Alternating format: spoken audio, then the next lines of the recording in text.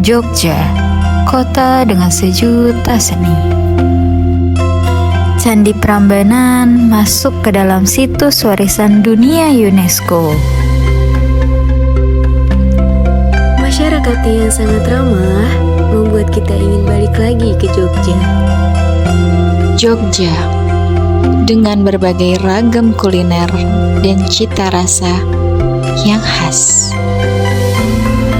Kuliner Jogja juga merupakan warisan yang tidak akan pernah hilang.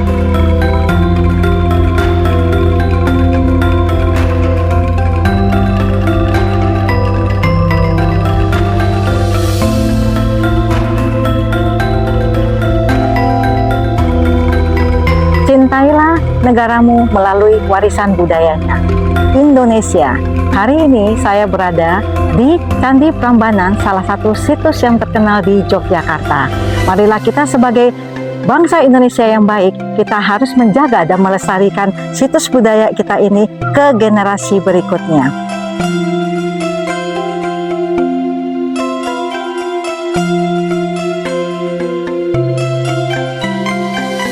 Halo teman-teman Bebek Podcast, kali ini kita ada di salah satu situs kebudayaan Candi Hindu terbesar di Indonesia.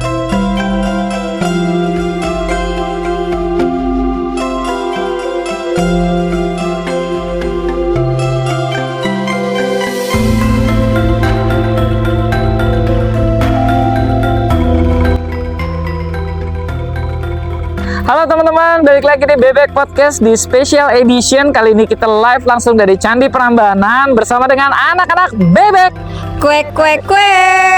Oke, jadi kali ini special edition kita ada di Candi Prambanan, di mana salah satu situs kebudayaan nasional yang internasional atau UNESCO yang berada di Yogyakarta. Nah, kali ini yang menarik adalah bahwa Candi Prambanan ini adalah candi yang unik ya. Di sini ada banyak banget candinya.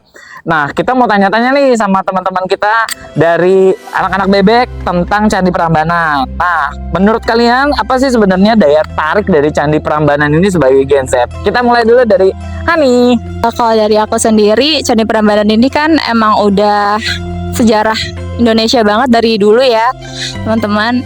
Kalau menurut aku Candi Prambanan itu bisa lihat dari keindahannya, dari arsitekturnya itu loh guys, yang menakjubkan, karena aku juga di sini baru pertama kali Kak. Wah, keren ya. Jadi baru pertama kali nih lihat Aku candi baru ya. pertama kali nih ke Jogja, ke Candi Prambanan. Jadi aku tadi sempat agak menitikan air mata, Cie. Aduh, sedih banget ya. Saking sedih. Saking kagumnya, saking kagumnya. Ya, gitu ya. Karena indah banget Kak, serius. Indah banget ya. Teman kita bersyukur ini tuh candinya ada di Indonesia Iya, ya, bukan di luar di negeri Indonesia. Dan kita tuh harus bersyukur sama negara kita. Kita punya candi yang megah sampai detik ini. Apalagi di Indonesia, jadi kita harus cinta tanah air kita.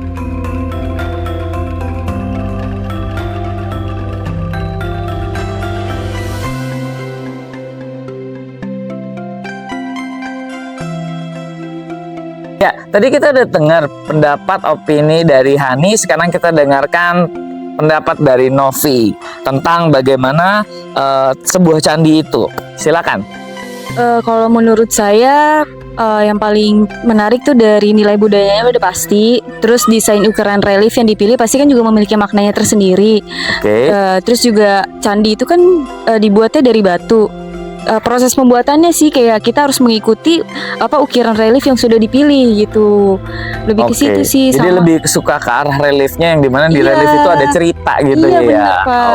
Oke. Ceritanya Keren juga ya. Berarti teman-teman memang kalau Novi senangnya bahwa candi itu ada relief yang bisa mengkisahkan atau ada cerita dari relief yang digambarkan pada dinding candi. Iya. Kalau siapa?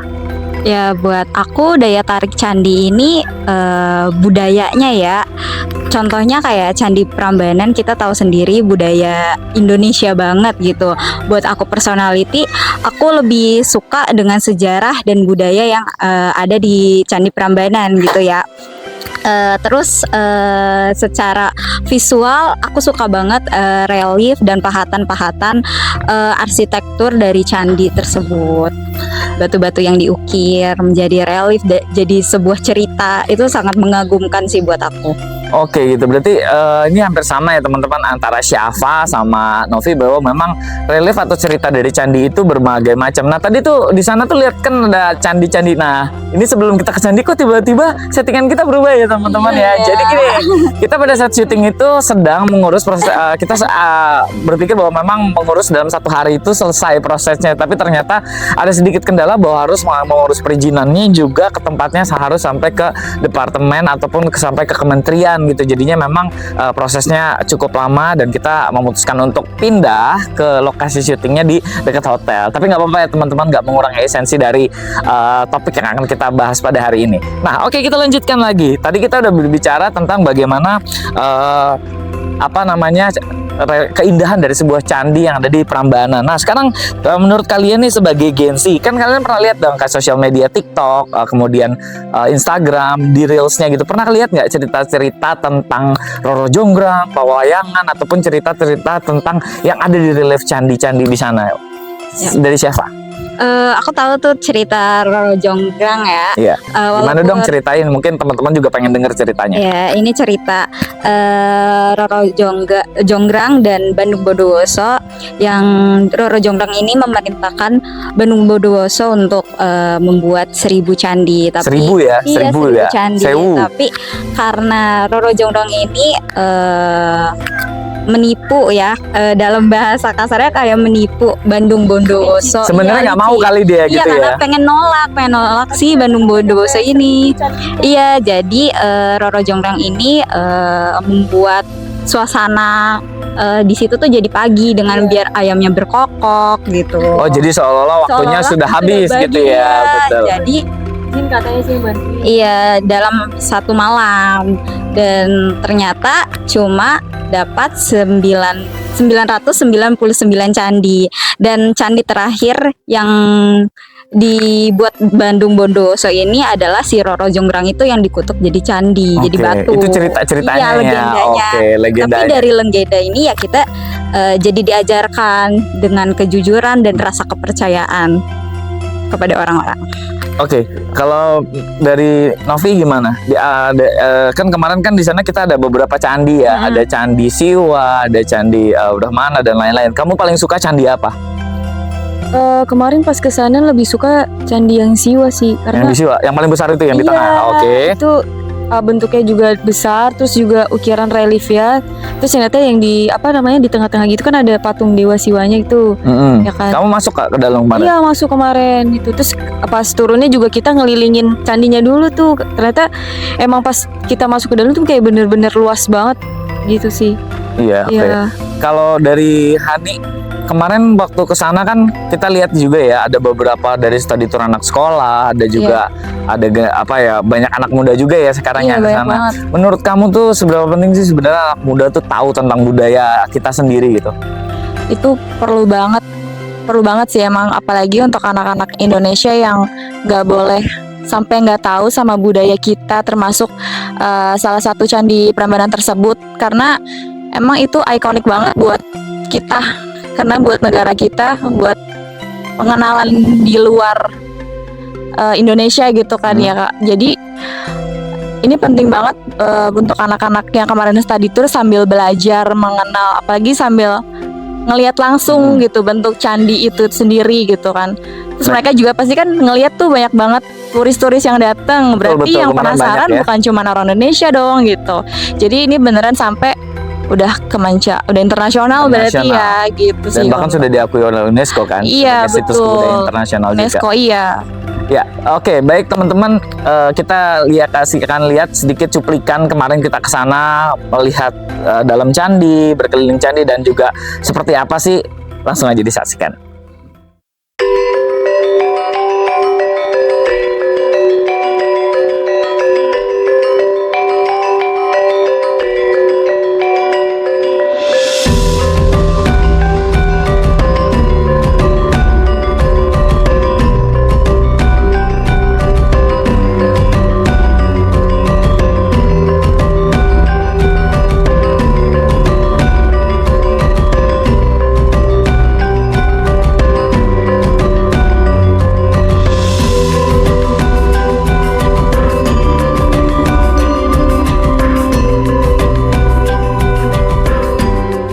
Oke, tadi udah kita lihat ya beberapa cuplikan video kita ke sana mengunjungi Candi Prambanan. Ternyata keren banget ya. Iya, bagus. Dan senengnya tuh pas udaranya lagi cerah banget, jadi vibes-nya bener-bener enak banget ngeliat candi yang bener-bener relief itu kelihatan banget. Di sana juga lagi beberapa banyak studi tour anak sekolah. Nah, yang menarik lagi gini, menurut kalian seberapa penting juga sih sebetulnya, atau begini pertanyaannya jadi lebih kayak sudah banyakkah gitu ya anak-anak generasi muda tuh di Indonesia ini bener-bener peduli sama situs kebudayaan seperti candi? Menurut kalian berapa persen lah? Angkanya berapa persen gitu? Dari siapa dulu? Hani dulu deh. Kalau kata aku, kalau untuk anak-anak muda itu tuh udah yang 90% sih kalau kata aku. 90% ya? Iya. Makanya banyak studi tour yang ke sana ya. Iya, karena kalau untuk budaya tuh pasti kan udah dimasukin museum. Benar, Nah, benar. jadi untuk kayak anak-anak Gen Z seperti kita nih suka banget yang namanya museum gitu, cari-cari budaya dan sejarah di museum secara secara mudahnya gitu loh, Kak. Jadi udah semuanya udah ada di situ. Jadi kita bisa tinggal ngelihat. Nah, kalau untuk pedulinya sebenarnya gimana cara kita bisa terus ngasih tahu ke orang-orang kalau budaya kita nih penting dan nggak boleh sampai habis, apalagi sampai nanti dilupakan, keturunan kita tuh sampai nggak tahu, itu nggak boleh sih. Jadi harus sebenarnya sampai di diri kita nih harus juga udah harus tahu gitu budaya-budaya yang ada di Indonesia gitu sih Kak kalau aku. Oke, kalau menurut Novi silakan. Kalau menurut saya itu waktu itu sempat baca artikel juga di sosial media dari Good News apa gitu, lupa berita gitu. Emang dia kan bikin responden gitu, ternyata kalau nggak salah 19,3% deh kalau nggak salah sih ya, itu kayak kita peduli gitu jadi anak mudanya. Kalau menurut saya sih iya, kalau menurut saya sebenarnya kita udah peduli, cuman karena banyaknya info dari misalkan TikTok, IG atau Facebook itu tentang candi atau situs budaya, jadi kayak mereka tuh melestarikannya secara pasif. Oh, oke. Jadi gini teman-teman ya, memang secara data kunjungan anak muda ya pasti banyak ya, tapi Iya. memang ternyata secara kepedulian mereka karena adanya sosial media ini sifatnya hanya pasif, hanya posting di Iya, sosial media gitu. Mungkin yang melakukan penelitian juga mesti lebih banyak lagi, dan juga jurnal-jurnalnya mungkin bisa diposting ataupun ditampilkan supaya bisa kelihatan juga, artinya bahwa ternyata kepedulian generasi muda itu juga lebih lagi. Nah, kalau dari Syafa sendiri, Mbak Syafa mau tanya sedikit. Kalau dari pemerintah sendiri sebenarnya adakah bentuk sosialisasi yang dilakukan sama anak-anak generasi muda tentang budaya? Menurut Syafa gimana? Apa masih sudah ada atau masih kurang menurut Syafa? Sebenarnya sih masih kurang ya untuk pemerintah. Biasanya malah dari situs budayanya itu sendiri yang mempromosikan. Misalnya kayak dari Candi Prambanan, pasti Candi Prambanan ini kan ada staff-staffnya yang membuat sosial media, untuk melestarikan, mempromosikan Candi Prambanan ini lewat platform sosial media. Walaupun menurut saya kecanggihan teknologi zaman sekarang udah modern ya, tapi malahan pemuda-pemuda Indonesia ini lebih sukanya hal-hal yang lagi tren, bukan hal-hal yang Iya, jadi cuma tapi gitu. Masih jadi kurang berarti sih cuma menurut saya. sekedar tren doang, Iya. nggak menikmati, atau mungkin bahasa sederhananya lebih tidak bisa melihat esensinya tuh budaya itu filosofinya seperti apa, sejarah historicalnya Kadang gitu ya. juga biasanya generasi muda kayak datang kayak gitu tuh cuman buat dapat view-nya doang, Pak. Oh, view-nya Bukan doang. karena emang mau ngulik, Sekedar bener-bener berarti ngulik postingannya gitu. cuma buat sekedar postingan sosial Konten, media, iya. konten gitu ya, tapi tanpa memikirkan sebetulnya Nggak tahu sebelumnya gitu. ada cerita apa sih di balik itu, ada cerita apa di balik situs budaya tersebut. Mungkin itu yang perlu dikembangkan juga ya teman-teman. Jadi kita menikmati itu kan juga sebuah karya seni gitu, tapi bukan cuma sekedar kita buat bersuah foto atau selfie aja, tapi bagaimana kita juga bisa menginspirasi orang. Mungkin bisa ditambahkan caption ceritanya, atau mungkin story-nya. Bahkan kalau nge-vlog pun juga mungkin bisa ditambahkan juga bahwa diperkenalkan mempersoalkan bahwa kenapa candi ini bisa berdiri kokoh sekian ratus tahun mungkin ya. Sejarahnya. Padahal saat itu belum ada semen, saat itu juga belum ada teknologi arsitektur mungkin dengan sistem desain AutoCAD dan lain-lain gitu. Tapi saat itu gimana bangunan itu bisa berdiri kokoh? Kan secara sejarah itu perlu kita ketahui, ternyata disusun berdasarkan batu-batu yang menggunakan sistem lock ya atau kunci, dimana batu itu tuh ketika ditaruh dia akan bisa mengunci antara satu sama lain, interlock disebutnya interlock gitu ya teman-teman. Belum teknologi belum terlalu canggih kan, jadi kayak gimana sih betul. proses pembuatan candinya gitu. Iya, Jadi kalau di zaman sekarang mungkin bisa ditambahin dengan workshop atau seminar, jadi kita sebagai generasi muda bisa lebih aktif gitu loh. benar ada kegiatan yang sifatnya mengedukasi generasi muda, terutama teman-teman Gen Z gitu, buat ternyata ini, dan mungkin dikemas juga dalam bentuk yang lebih menarik supaya anak-anak generasi muda sekarang juga lebih aware, menyadari bahwa ternyata keren juga ya saat itu udah punya sistem seperti ini, mungkin bisa dikembangkan dengan teknologi sekarang. Dengan kalau sekarang bisa pakai AI, pakai 3D digital gitu, dengan visual yang lebih menarik dikemas supaya anak generasi muda sekarang juga ternyata candi itu sedemikian rupa dibuat sekeren itu, ternyata dengan teknologi yang masih saat itu juga belum ada yang namanya komputer begitu ya. Keren banget kalau dipikir ya. Bangunan udah ratusan sampai ribuan tahun. Sampai sekarang masih ada gitu. Satu lagi nih tentang itu kan bangunan udah ratusan tahun, wajar ya udah ratusan tahun ya. Tapi kan itu perlu dijaga kelestariannya. Pernah nggak lihat tindakan-tindakan yang menurut kalian itu vandalisme atau misalnya malah justru merusak di luar, misalnya gempa bumi ya, karena di sana pernah terjadi gempa bumi dan mungkin jadi rusak. Tapi pernah nggak ngelihat hal-hal yang dilakukan orang yang bisa berpotensi untuk merusak situs budaya? Banyak sih. Banyak ya. Kayak yang manjat-manjat. Nah, itu tuh sebenarnya nggak boleh ya teman-teman ya. Candi Prambanan juga ada itu Larangan ya. notisnya Ada larangannya. Manjat. Lucunya ada larangannya di sini, dilarang foto di tangga gitu ya teman-teman. Tapi foto berjejer gitu di tangga semua. Padahal jelas di situ ada larangan ya. Berarti kan bentuk ketidaktaatan ini juga merusak gitu. Ada bagian candi yang nggak boleh disentuh karena kan tangan kita itu mungkin juga mengandung keringat, garam gitu ya. Itu kan membuat batu juga jadi korosi gitu ya, jadi berlumut gitu ya. Bagian candi yang nggak boleh disentuh sebaiknya tidak disentuh. Jadi gitu mematuhi aturan aja kalau misalnya ke situs-situs yang bersejarah kayak gitu. Betul, untuk betul, menjaga teman-teman. kelestariannya. Dan dari sisi maintenance juga sebenarnya harus dilihat juga sih maintenance dari staff-staff sananya. Biasanya itu ada kerusakan sedikit, tapi mungkin mereka dientar-entarin gitu. Oh iya, betul. Jadi memang harus cepat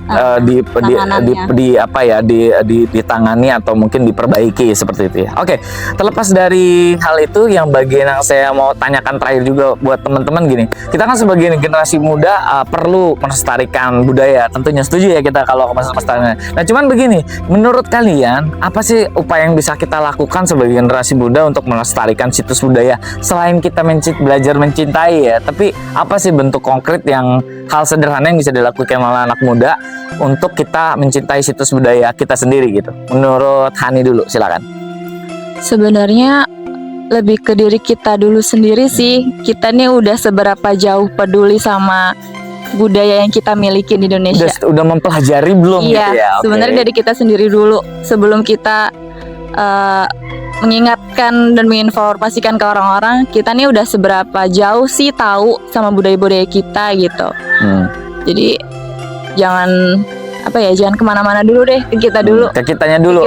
Belajar membaca ya, literasinya dulu. Jadi kita tahu budayanya. Kan miris banget kalau kita nggak belajar literasi budaya kita sendiri, sedangkan orang lain dari luar negeri itu datang ke negara kita mempelajari tentang budaya dan bahkan mereka riset. Beberapa waktu pernah baca riset kebudayaan wayang itu bukan banyak di Indonesia, mungkin malah banyaknya di Belanda gitu, karena mungkin data risetnya banyak yang dilakukan di sana gitu. Buku-bukunya malah mereka bikin buku dalam bahasa Belanda, padahal itu sejarah Indonesia gitu kan. Kita sebagai orang Indonesia harusnya lebih aware, belajar. Berarti teman-teman nih, kalau menurut Hani, kita belajar literasinya dulu, pahami budayanya dulu, literasi buku-bukunya banyak, kita baca, pahami sejarahnya, jadi kita tahu juga bahwa dari literasi itu ternyata budaya kita seperti ini gitu Betul. ya. Oke, terima kasih ya nih. Kalau dari Novi, silakan Novi.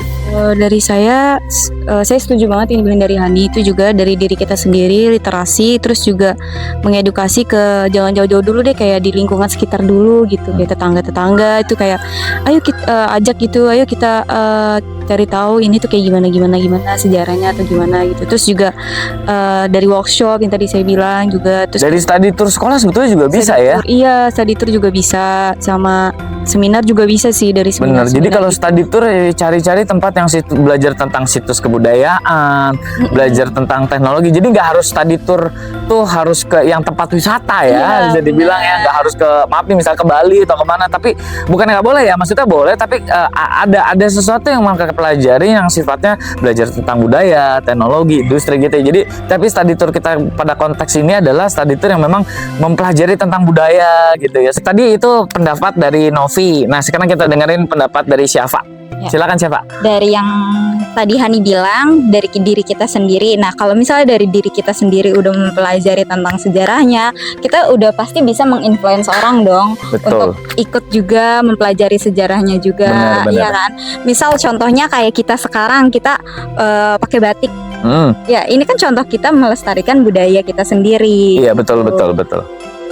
Segitu aja sih. Itu aja. Aku, Oke. iya. Jadi dari pendapat tiga teman kita udah lihat ya bahwa memang ternyata pelestarian budaya itu sebenarnya sederhana. Pertama dimulai dari diri kita sendiri, belajar dari literasinya. Kedua, kita mungkin juga mensosialisasikan ke orang lain gitu ya. Ke misalnya dalam kegiatan-kegiatan tertentu kita bisa memasukkan kegiatan-kegiatan yang bisa mengenalkan budaya. Dan yang terakhir juga adalah kita bisa menginfluence orang lain juga mungkin dari portal sosial media kita, dari TikTok.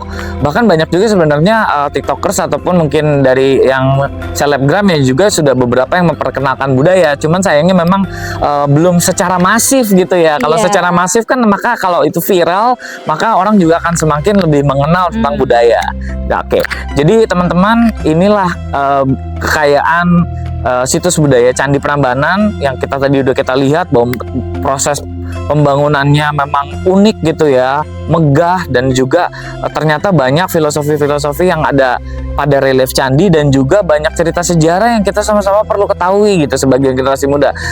Sangat disayangkan kalau kita sebagai generasi muda tuh kita malah nggak peduli, kita malah lebih suka, oke lah tadi kita boleh, bukan yang nggak boleh berfoto ya, foto boleh tapi bisa ditambahkan pada caption ataupun ditambahkan cerita bahwa ada hal-hal yang menarik tentang budaya tersebut supaya kita juga bisa menjadi influencer ataupun kita bisa menjadi duta untuk melestarikan kebudayaan kita sendiri. Jadi buat teman-teman yang kalau jalan-jalan kemana aja ke tempat situs-situs budaya, Iya. jangan cuma selfie kalau bisa, tapi ceritakan, tell the story, cari tahu, tell the story to everyone, dan kita belajar to love our culture supaya kita juga bisa share apa yang kita tahu supaya lebih banyak lagi orang dan lebih banyak lagi di negara kita yang mencintai budaya kita Indonesia. Oke, sampai di sini dulu untuk Bebek Podcast episode yang di Jogja ini. Semoga bisa menginspirasi di podcast special edition pada hari ini, dan sampai ketemu lagi di podcast kita berikutnya bersama dengan anak-anak bebek. Kwek kwek kwek. Dadah.